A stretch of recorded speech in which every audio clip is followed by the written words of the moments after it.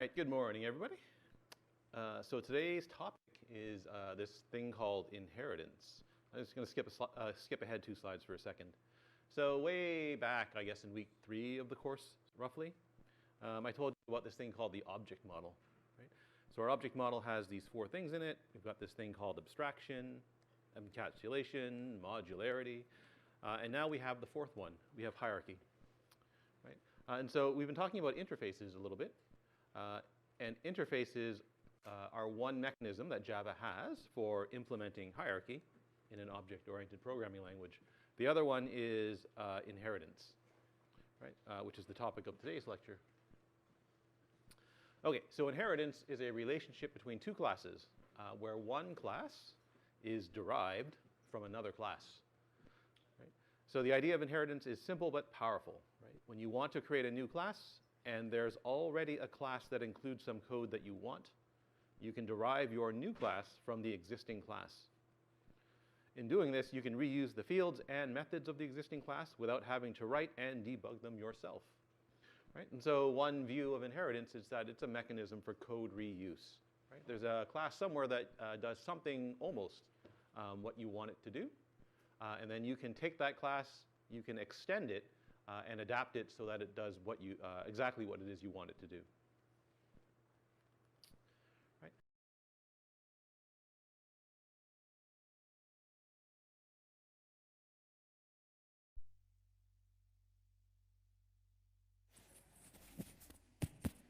All right, so you have a quiz next week on Wednesday in Chernoff Hall.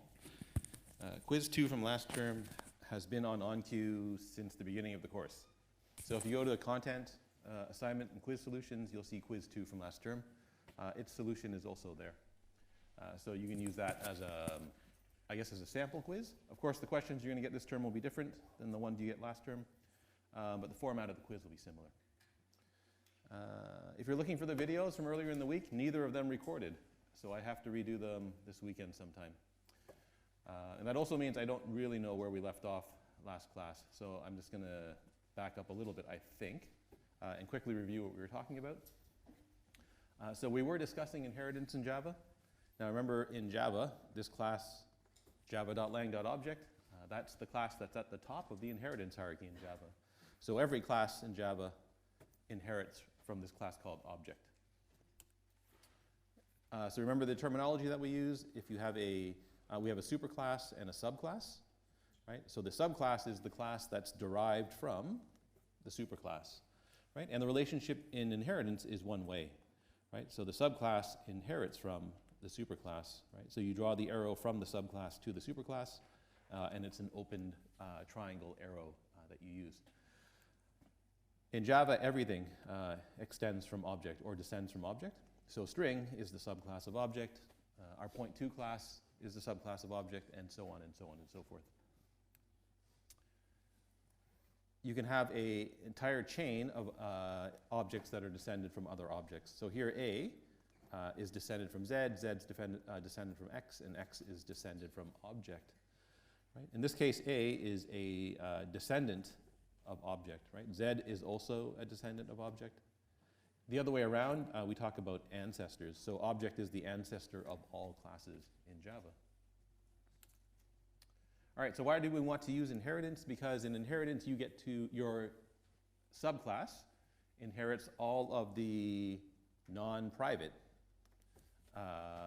methods and fields from the superclass. And it doesn't inherit just from the superclass, it inherits from all the classes that it's descended from. So if there's an existing class that you there's an existing class that does, that solves part of the problem you're trying to solve, you can make your new class by inheriting from that existing class. And then you get all of the non-private stuff for free. Almost free. So your new class has direct access to anything that's not private that's in the superclass. Excuse me. Right? So anything that's marked public or protected, the subclass gets access to directly by name. Right? So the directly by name is important. Right? So you don't redeclare or re-implement those things that you're inheriting. Right? So you don't have to redefine the public methods. You don't redeclare any of the, public or protected methods. You don't redeclare any of the public or protected fields. Usually the new class adds functionality to the existing class. So it makes sense that you can introduce new fields and new methods to your subclass. Right? So it's just like a regular class. You can go ahead and add whatever fields and methods that you require. Right? And if you want to, you can redefine or override any method that it inherits. For example, we've overridden methods like hashcode, equals, and toString in many of our classes so far. All right, so inheritance is the is-a relationship. Right? So is-a means is substitutable for. Right? And so the better way to think about this is to remember is substitutable for. But is-a is a lot shorter to write. And so what that means is that a string object is substitutable for a big O object. Right? And what that really means is that a string object can do anything that a big O object can do. So we'll see more about substitutability shortly. Object is unique in the Java language, so it's the only class that has no superclass. Right? So it's at the very top of this inheritance hierarchy. And it's the class from which all other classes are descended from. Now, we've never actually said anything about inheritance in any of the classes we've implemented so far. So if you make a new class and you don't state what the superclass is, and we haven't done that yet, then the compiler assumes that the superclass is object. Right? So you can make a new class and not say that it extends from anything, and then the compiler will automatically extend it from object for you. A superclass is allowed to have many subclasses. Right? So this class X is the superclass of Y, Z, and W. In Java, a subclass can only have one superclass. Right? So the superclass of Y, Z, and W is X in this case. Right? And it can't have any other superclass or direct superclass. Right? So Java implements what's called single inheritance. Right? And other languages implement what's called multiple inheritance. So a class can inherit from more than one class. So this picture here is showing you an example of a language that implements multiple inheritance. Right? So here Z inherits from both Y and W. Right? And Y and W, they inherit from X. So the reason, one of the reasons the Java language designers decided to only support single inheritance in Java is because in multiple inheritance you run into a bunch of problems. One of them is called the deadly diamond of death, which is a real name.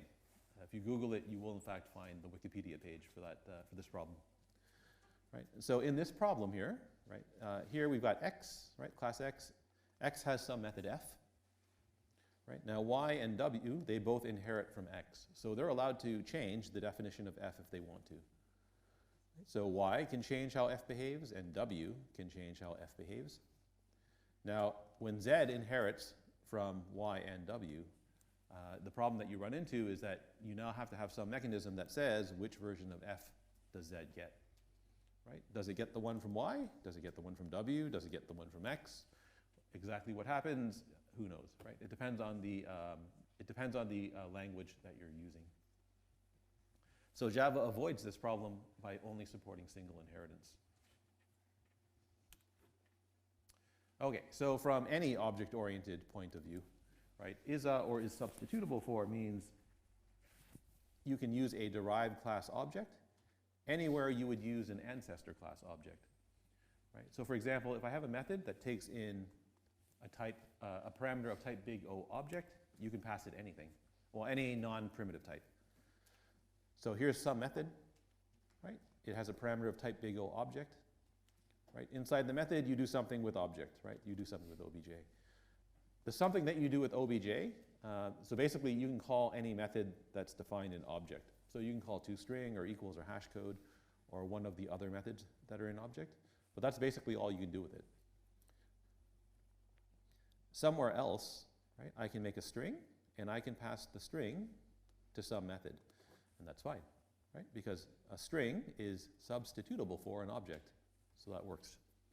Right? I can make a hash set and pass a reference to the hash set to the method, right? That works because a hash set is substitutable for a big O object, right? And I can make a point2 object, pass a reference to that object to some method, and that also works just fine.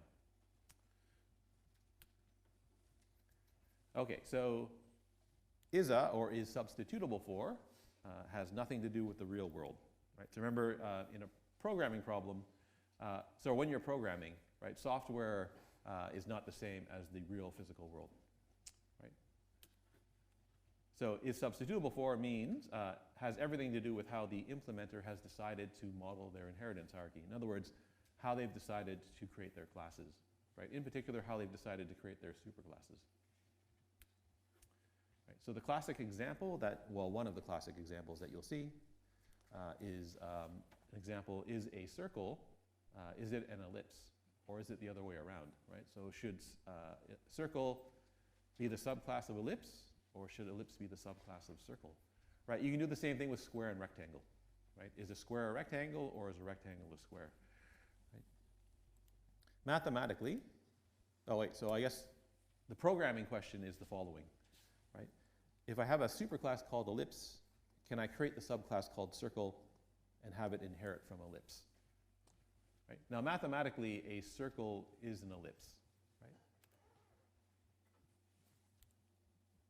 In software, right, if your ellipse class can do something that the circle class cannot, right, then circle is not substitutable for ellipse for the purposes of inheritance, right? And that means you shouldn't implement circle as a subclass of ellipse. There's nothing stopping you from doing so, right? So the language doesn't care, right? Java doesn't care if you do this sort of thing, right? The people who is going to care are the programmers that are using your inheritance hierarchy. Okay. So remember, is substitutable for means you can substitute a subclass object for one of its ancestor objects. Right? So I'm supposed to be able to substitute a circle wherever you need an ellipse. If circle can't do something that ellipse can do, then you can't safely substitute a circle for an ellipse object. Right? Notice the keyword safely here. Right? The language will let you pass a circle when it needs an ellipse object. But whether or not the method works correctly when you do so depends on how circle and ellipse are implemented. Okay, so imagine our ellipse class. Everybody knows what an ellipse is, right? Just out of curiosity? Yes, okay, okay, so good. So in the ellipse class, suppose that the method setSize is defined, right? So setSize takes in the width of the ellipse and the height of the ellipse, and it changes the size of the ellipse to that width and that height. Of course, you should validate width and height, but it doesn't fit on the slide, so I'm not going to do it. Right? The contract or the documentation for the method says that setSize changes the width and height of the ellipse to the specified width and height. Right? So in other words, it really does change the size of the ellipse. Right? So can you safely subclass circle as from ellipse? Right? So setSize says that the width and height of the shape get changed. If you do that for a circle, you don't have a circle anymore, and now you've got a problem, right? Your circle is no longer a circle. You can try to circumvent the problem, but everything that you try to do eventually causes something to break, right? And so you can't safely subclass circle from ellipse in this case, right? Because there's something that an ellipse can do that a circle cannot. So you can ask the question, well, what if there is no setSize method? Right? So in other words, what happens if when you make a shape, it's immutable? Right? So in other words, its size never changes. Right? Well, as long as circle can do everything that ellipse can do, you can safely derive circle from ellipse. If there's something that it can't do, though, then you can't safely subclass a circle from ellipse. Okay. There's other problems or there's other issues that you run into with inheritance, right? So it's not just substitutability that's an issue. This is an example of, this is a naive inheritance example. So this is something that a lot of programmers will do when they see inheritance for the first time, or when they start to use inheritance for the first time. They'll think of inheritance as being a mechanism for code reuse, right? Whereas really it's a mechanism for modeling your problem. Right, where substitutability is something that you want to support. Right? So if you're thinking of this as just pure code reuse, right, and you think back to our stack data structure, right? So remember a stack, when we implemented it the first few times, we said that a stack looks a lot like a list, right? So if you push an element onto the stack, right, then you can think of having a list where you just add an element to the end of the list, right? And popping an element from the stack, well, that looks a lot like removing an element from the end of the list, right? So if we have stack inherit from list, right, our stack class inherits all the non-private stuff from list. So that means we get add and remove for free, right? We don't implement those ourselves. And so that sort of suggests that you can make a stack by inheriting from something like array list, right? So let's try to make a stack of integers by inheriting from array list integer, right? So it's easy to do, right? And that's one of the other issues with inheritance. It's normally quite easy to implement. So I'm going to make a class called bad stack. You use the keyword extends to specify the superclass, right? So bad stack extends array list of integer. And so now you've got now you've explicitly specified the superclass. All right, so how do you implement this thing? So it turns out it's dead easy to implement, right? So remember, a bad stack is now a list, right? And that means it has the ability to store an arbitrary number of elements, because array list can do that for us, right? It also means we have an add method and a remove method. So for push, right? Remember how push works? When we used a list as a field, we just added the element to the end of the list, right? Now our stack is a list, right? So to push an element onto the back of the stack, we can just add the element to the list, right? So you can write this dot add and pass in the value that you want to add to the stack. Right? There's no field anymore, right? Before we had a field, that was a list. Now you can just call add, because our stack is a list, right? And the same is true for pop, right? To pop an element from the list, from the stack, you just remove the last element. So our stack now has a remove method. So you just remove the last element and return it back to the caller, and you're done, right? There's your stack, right? So you've just implemented it in 5 lines of code. 6, I guess. Right? So it's often very easy to do, right? You can make a stack, right? So I can use the no argument constructor, right? I can push some elements onto the stack. I can even print the stack using toString, right? So this version of print line, when you pass it in an object reference, it calls toString on the reference. So I get the string version I get the list version of toString, right? And there's your stack printed out. You just have to remember that the last element is the top, right? So I get toString for free. I get other stuff for free too. I get equals, we get hash code, right? I can pop the stack, right? And when you pop it, it seems to work, right? I get 2, 1, and 0, right? If you ask for the size of the stack, that works too, because a list has a size method, right? It has isEmpty as well. And so it looks like we've got a perfectly functioning stack, and we do. Now the question is why is this not advisable, right? So why is this considered a questionable implementation, right? And so remember what inheritance means, right? So if bad stack inherits from array list, we are saying bad stack is a list, right? And that means our stack can do anything a list can do, right? So for example, I can go into the middle of the stack and get an element, right? You can set an element in the middle of the stack as well. I can remove any element that I want from the stack, right? So I'm not just popping from the top. I can actually call remove and remove the middle element or the bottom element from the stack. Right? I can also iterate over the elements of the stack, but that actually might be a good thing, right? You might actually want to iterate over the elements of a stack. Right? So there are good and bad things that you get, right? There's also contains, so you can search a stack now for an element, which also might be useful. Right? But the problem is that your stack no longer behaves only as a stack. Whoops, sorry. So for example, I can make a stack, push some elements onto the stack. Right? Now remember, in a stack, I'm only supposed to be able to look at the top element, but now I can get the second element just by calling get. Right? Where did get come from? Well, bad stack is a list. All lists have a get method. So I can call get on that stack class now. Right? Similarly, I can call set, right? And I can change the second element of the stack. Right? So if the original stack is 100, 200, 300, after calling set, I now have minus 1,000 as the second element, right? And I never removed the top element. I guess I've never removed the top two elements, pushed the minus 1,000 onto the stack, and then pushed the 100 back, like you would have to do in a real stack. Right? So using inheritance in this example to implement a stack is an example of what many programmers would say is incorrect usage of inheritance. Right?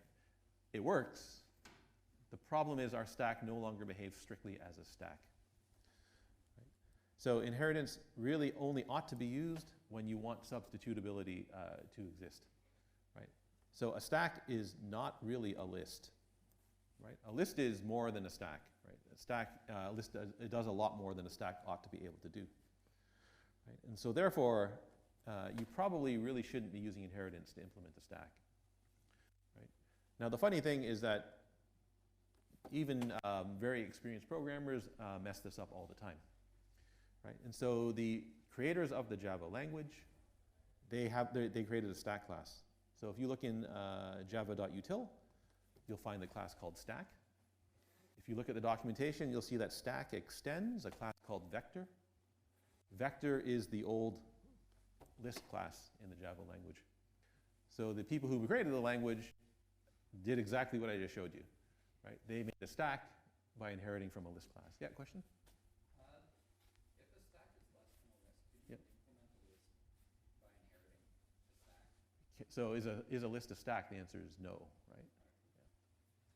Yeah. You could do it. I mean, there's nothing stopping you from doing it. It just doesn't make any sense. Yeah. Was there another question over there? Oh, right. Okay, so if you shouldn't use inheritance, what should you do? Well, use composition instead, right? Which is exactly what we did with our first version of the stack, right? In our first version of a stack, we had a field that was a list. So stack has a list, right? We never handed out a reference to the list. So people weren't able to remove the middle element from a stack, for example, right? So if we never handed out a reference to our internal list, we actually had a composition of a list, right? And that implementation also wasn't significantly harder than just using inheritance, right? It has the added advantage that people can no longer use a stack as though it were actually a list. Okay, so let's look at what I would argue is probably the simplest example of inheritance that actually is, I guess, meaningful. Right? So remember our counter class, right? It counts starting from 0 or some positive value, right? Some other positive value. It goes up to integer max value, and then it wraps around back to 0. Right? Now that wrapping around back to 0, you might not want that behavior. So you might want something else to happen, right? But somebody else might want the counter to wrap back to 0, right? And then somebody else might want something else to happen, right? So what if you want to change the behavior of advance when the counter reaches integer max value? Right? So remember just quickly remind you what the counter class looks like, right? It's got a no argument constructor. Our implementation also ended up with a copy constructor and a second constructor where you could set the value of the counter. It's got a value method. The value of the counter is private, right? And advance, right? Its contract says that if advance is called when the current value of the counter is max value, then it wraps around back to 0, right? And implementing that is not terribly hard. So we would like to change the behavior of advance, right? And we know we can do that because it's public, right? So if we subclass counter, we can override advance and change the way that advance behaves. Right? So by extending counter, we can change advance. This doesn't quite solve our problem at the moment, right? So why doesn't it solve the problem? Because in advance, right, we need to look at the value of the counter. in order to determine whether or not we're at integer max value. Right? Now, what's the problem in a subclass? Right? So if I'm in a subclass of counter, I can't access value because value is private. Right? Private means that the field is only usable inside the class itself. Right? It's not visible to the subclasses. So that's a problem.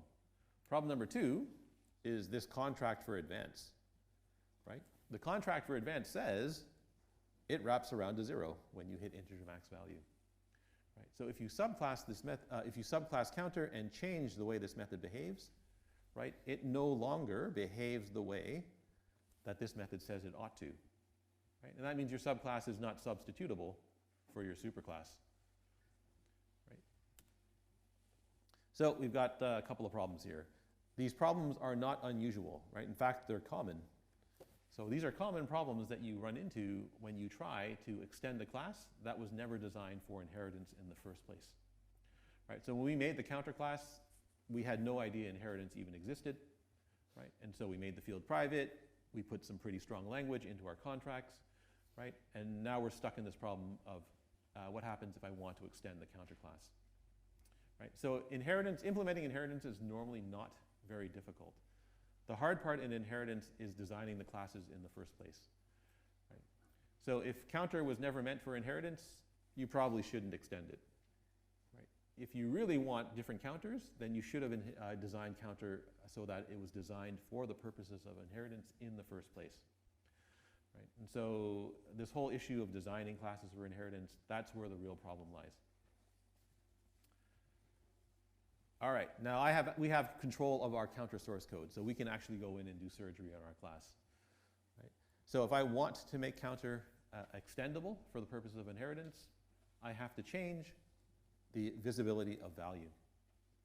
Right? And so the way you do that for inheritance is you change anything that's private to protected.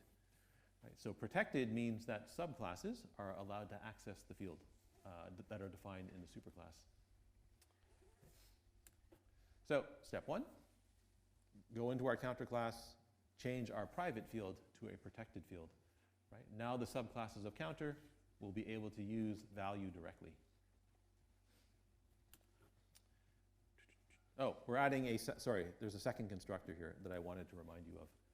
Right? So there is a constructor in counter that takes in the value of the counter. Okay, we also should go in and change the language in the documentation of the advanced method, right, in order to indicate that the subclasses might change the way that the method behaves. Right? Normally, this isn't very difficult to do either. Right? So the documentation is the same, except I've put in this indication that the subclasses might change the way this method behaves. Right? So someone who's reading the documentation for counter, right, they see that for advance, the counter goes up by 1. Right? If they're just using a plain old counter and they hit integer max value, then it wraps around to 0. Right? And if they're using some other counter class, right, then something else might happen. Right? And so now they know that they can't strictly rely on the fact that the counter is going to wrap around to 0. Right? Something else might happen when they hit integer max value. Okay. So that's why we modify the contract for advance. Right? Subclasses are supposed to be substitutable for the superclass. Right? If you don't change the contract, there's no way for subclasses to change the behavior of advance and still be substitutable. Right? Okay, so now we can go ahead and make a new counter type. Right? So let's make a counter that stops counting when it hits integer max value. Right? So in other words, if you call advance and the counter is at max value, nothing happens. Right? You don't get an error. There's no exception thrown. Right? The counter doesn't wrap around to 0. It just stops counting. Okay, so it's easy to do. Right? You make a new class. So I'm just going to call it stopping counter. Right? You indicate that its superclass is now counter. Right? You ask yourself, do I need any new fields? Right?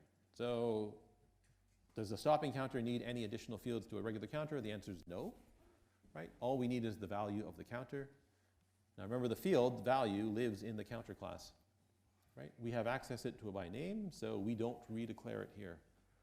Right? One of the very common mistakes is that programmers who see inheritance or who are using inheritance for the first time will redeclare the field called value here.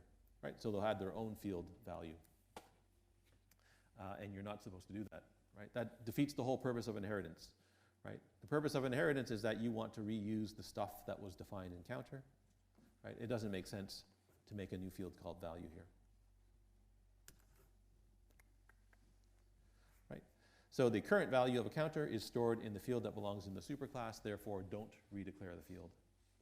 Now, if you do need to add new fields, you can go ahead and do so. Right? But whatever you do, don't duplicate the fields that are in the superclass. All right, what about our constructor now? So our constructor, remember what a constructor is supposed to do? It's supposed to initialize the fields of the object. Now the field value is in the superclass. So the question is how do you initialize a field if that field lives in the superclass? Right. So in this case, it turns out there's several ways to do it in this particular example. The way you should do it, though, is you should call the superclass constructor, right? Because the superclass has a constructor that initializes the value of the counter, right? If your superclass has fields that are private, right, then the only way to initialize those fields is by calling a superclass constructor, right? There's no way for the subclass to access the private fields of the superclass. So if the superclass has stuff that's private, you must call the superclass constructor, right? And in general, you should always just call the superclass constructor anyway, right? So how do you do it? You use the keyword super, right? So super round bracket calls a superclass constructor. Right? If you have a different constructor in the superclass, you just pass in the arguments here, right? So if you wanted to call the constructor that sets the value to a specified value, right, you would write super round bracket and then pass in the value. Right? And that will call the appropriate superclass constructor. All right, so in inheritance, constructing a subclass turns out to be complicated. So there's several rules related to exactly what does your constructor look like in a subclass. Right? So rule number 1, in the Java language, the first line in the body of a constructor must be a call to another constructor. Right? Now that should look weird to you, right? Especially that word must, because every constructor we've implemented so far doesn't do this. Right? But now I'm telling you, you have to do it on the first line of every constructor. Right? The reason why we haven't been doing it so far is because if you don't do it, the compiler inserts a call to the superclass no argument constructor for you. Right? So in other words, it writes super round bracket as the first line of your constructor if you don't do it, right? You get that, it does that silently for you.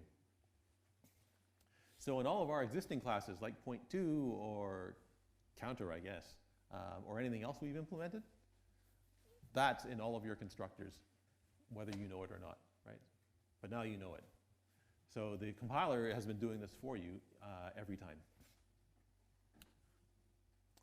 Okay, so if your superclass doesn't have one of these things, so if it doesn't have a no argument constructor, and you don't call a constructor yourself on the first line of your subclass constructor, you end up with an error. Because the compiler tries to call the no argument constructor and it can't find one. Right? That also happens if the no argument constructor is private in the superclass. Right? The subclass can't see the private constructor. So again, you end up with an error. Okay, so that's rule number 1, right? Rule number 2, if you're going to call another constructor using super, right? That can only happen on the first line of a constructor, right? So number 1, you must call a constructor on the first line of your constructor.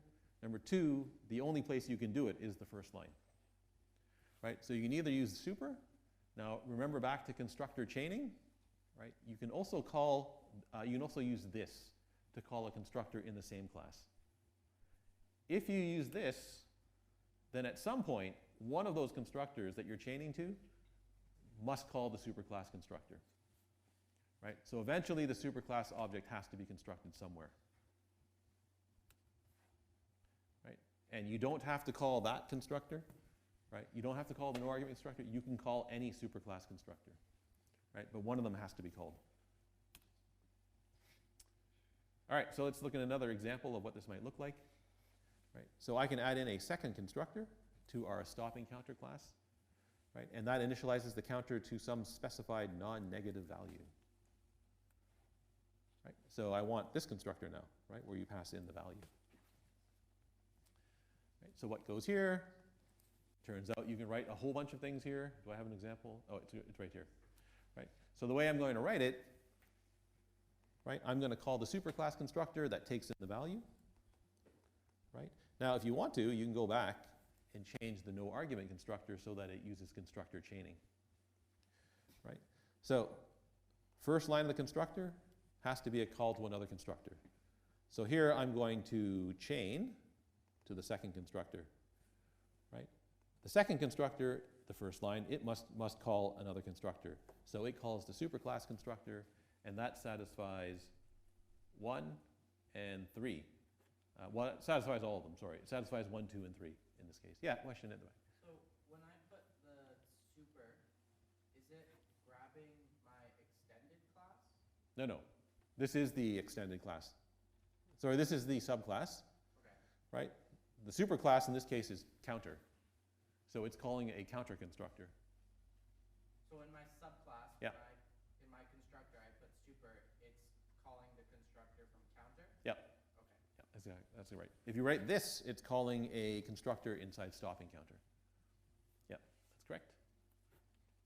Any other questions? All right. Right, so you can still use chaining, right? Because in a constructor chain, the first line of the constructor is a call to another constructor. So that satisfies rule number 1, right? As long as your chain of constructor calls eventually calls a superclass constructor, everything's fine. All right, now you might wonder why this rule exists, because it seems very strange, but it exists for a very important reason in the Java language, right? And that has to do with what exactly is a subclass, right? So a subclass, it's just a new class, right? However, remember, it inherits all of the non-private stuff from its superclass, right? So it gets all of the non-private fields, methods that are defined in the API or the documentation, right? Or the methods, I guess, of the superclass, right? You can add extra fields and methods if you want to, right? Now in inheritance, right, you don't just copy the methods from the superclass, the methods and the fields from the superclass. What actually happens is the subclass contains an object whose type is of the parent class. So in other words, every stopping counter has a counter object inside of it. Every counter object has a big O object inside of it. Right? Now, if there's an object inside of an object, right, you need to construct that superclass object. Right? So in other words, a stopping counter object needs to construct the counter part of itself. Right? A counter object needs to construct the big O object part of itself, and so on and so on and so on. Right? How do you initialize any object in Java? Well, you call a constructor. Right? And so that's why you need to call this superclass constructor. Right? The stopping counter has to call a counter constructor so that it can initialize the counter part of itself. Right? So stopping counter is a counter, right? That's what inheritance means. Right? And the counter part of stopping counter needs to be constructed. Right? The same is true for counter, right? Counter is an object. So the object part of counter needs to be constructed. Is this correct? Yeah, this is correct. Okay. So if I call a stopping counter constructor, what actually happens is the following. Right? So remember what new does. New makes an object. Right? So it allocates memory for an object. And then it calls the constructor. Right? So there's our stopping counter object. Right? Its constructor starts to run. What's the first line of the constructor? A call to the superclass constructor. Right? What does that do? That makes the counter object. That's part of every stopping counter. Right? Now the counter constructor starts to run. So what does that do? The first line of the constructor in counter is that, right? It calls the big O object constructor, right? And so that creates the object part of the counter, right? And now the object constructor starts to run, right? I don't know what it does. I've never looked at the source code. But it runs and then it finishes, right? And so now the object part of our stopping counter has been completely constructed,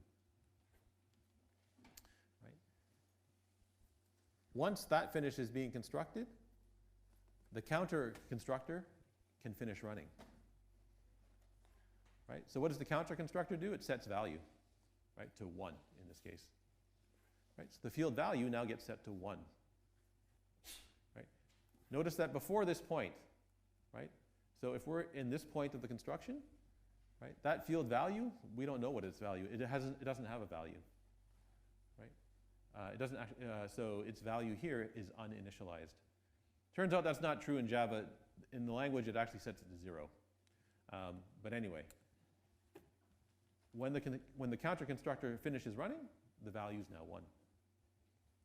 Right? Okay, so now the counter part of our object is finished being constructed.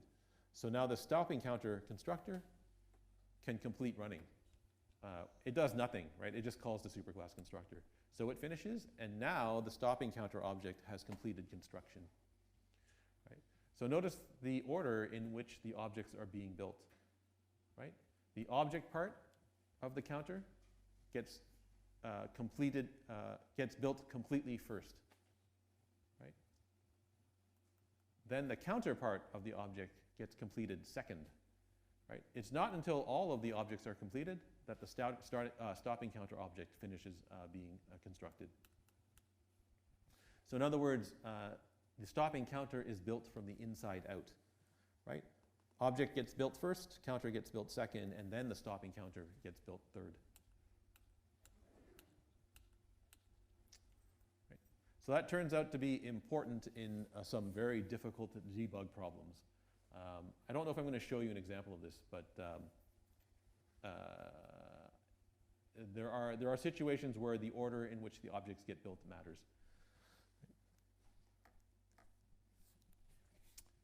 Okay, we're almost done. Right? So to complete our stopping counter implementation, all we have to do now is override advance. Right? So when we override advance, we update our documentation. Right? So in our documentation, we now say, we still increment the value of the counter by 1.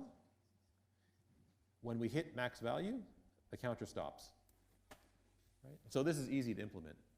Right? I look at the value. If it's not max value, add 1 to it. Otherwise, do nothing. Notice that I can write this.value, and that's fine. Right? Even though the value class lives in the superclass, right, we have access to the field by name. So you can write this.value here. If you really want to, you can write super.value here as well. Right? But this.value works just fine. Right? You don't override value, right? Because there's no point in overriding it. The value of the counter is just the value of the counter. If you wanted to, you could add extra methods, but we don't have to in this case. Right? All right, so let's look at one more example. So we have a counter that wraps around. We have a counter that stops. What if you want a counter that throws an exception? Right? This might be useful if you want a counter that indicates an error has occurred when it can no longer count. Right? Turns out this is not a good idea, at least not the way we've implemented counter so far. And we'll talk about this probably in the next lecture. But for now, we can go ahead and just implement it. It's pretty easy to do. So we make a new class. Right? I'm going to call it throwing counter. Again, no fields. Right? There's no reason to add any fields. Our counter is just going to do something different when it hits max value. Right? Constructors. So our no argument constructor this time is calling the superclass constructor, passing in 0. Right? Our other constructor calls the superclass constructor, passing in the value. Right? These are both fine. Right? advance now changes, right? So first of all, the documentation changes. So we still increment the value of the counter up by 1, but if we hit max value, we're going to throw an exception instead. Right? So advance, check if it's equal to max value. If it's not, go ahead, add 1. Otherwise, throw an exception. And that's it. You're done. Right? So the mechanics of implementing inheritance normally get straightforward.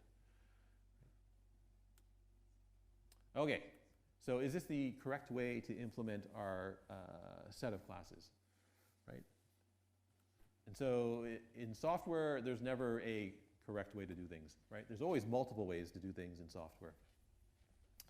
Right. So if we look at the problem that we're trying to solve, we'll notice that our counter classes, the only difference between them is what happens when you hit max value, right? And so when we use inheritance, you make separate classes and you override advance each time, right? That's all we're doing, right? We're just changing the way advance behaves, right? You don't have to do it this way, right? So the only change that's happening is inside the advance method, right? So there's a different way to do this.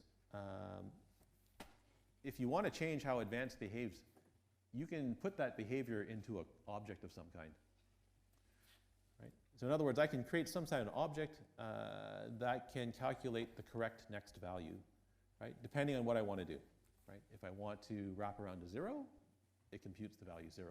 Right? If I want to stop, it just stops. If I want to throw an exception, it throws an exception. Right? So you can make that kind of object, right? And you can pass that into the counter class itself as one of its parameters when you construct it. Right? So in other words, the counter can have a field that says what is the policy when the value of the counter hits its maximum value. Right? That policy is just defined by an object. Right? And now you can create different objects that define different policies. Right? You don't have to use inheritance in this case. You can use an interface instead. Right? So what happens when the counter hits maximum value, you create an interface for that. Right? And then you implement a bunch of classes that implement the interface, and then you just pass one of those objects into your counter class. The advantage of doing it that way is that you can change the policy for any given counter. Right? So you can have an additional method that changes that object that determines what happens. Right? And now you can have a counter that stops or wraps around or throws an exception, and you can change the way it behaves on the fly. Right? So there is a completely different way to solve this problem. Right? There's a third method too. You can make a counter class, and then you can just have some field that determines what happens. Right? Some integer field or something like that that determines what happens when you hit the maximum value. Right? So there's lots of different solutions here.